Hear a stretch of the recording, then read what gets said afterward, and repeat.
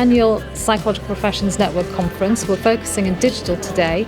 I think a lot of people kind of think we should be doing more digital things, but how do I get it into my practice? It's just a fantastic opportunity to talk about technology and the impact it can make on the future development of services, to support patients and the public, to take things forward and to make real positive change. The fact that we've got so many people here today is absolutely brilliant and really makes a difference. We've had some really fantastic keynote speakers today. And I think what's really, really impressive and really gives an example of how the network works is that we've been able to bring in people from the national team in Health Education England alongside our local expertise and people that are working in the psychological professions making things happen.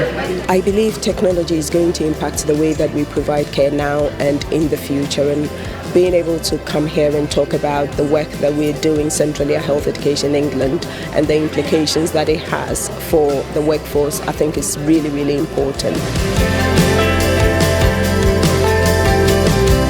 We've been working with a number of different groups of professionals all around the country, having this conversation about what it takes to be digitally ready. And what we've learned is that to be digitally ready, you've got to be digitally willing and digitally able.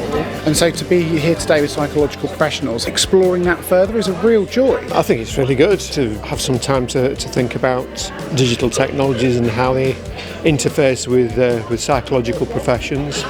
It's such a big area, and it's probably going to take years and years for us to get to grips with it, but I think it's a really good start. I think PPN's a great network. It's important to have service users here talking, because otherwise the only perspective you get is the professional. And service users are part of the picture because we have a stake in what psychological professionals are doing and how they're developing. This network has a real identity and a real pride for the kind of evidence and the science that has brought us to this place, supporting citizens, service users and patients to be active rather than passive is something that drives this profession, and it's a pleasure to be a part of it. It's so important to be part of the psychological professions community. There's a lot of wealth of knowledge here, and I think strength comes from numbers. We now have around about 3,000 members. We are involving them in consultations and the dissemination of the sorts of papers that we're producing through the network nationally. So we're really very healthy.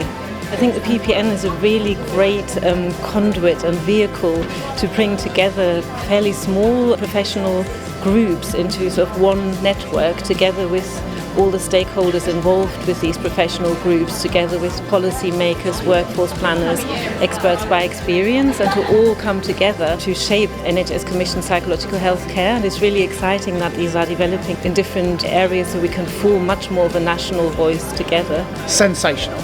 Great people, great access to resources, get the wind in the sails of the PPNs. It's just wonderful.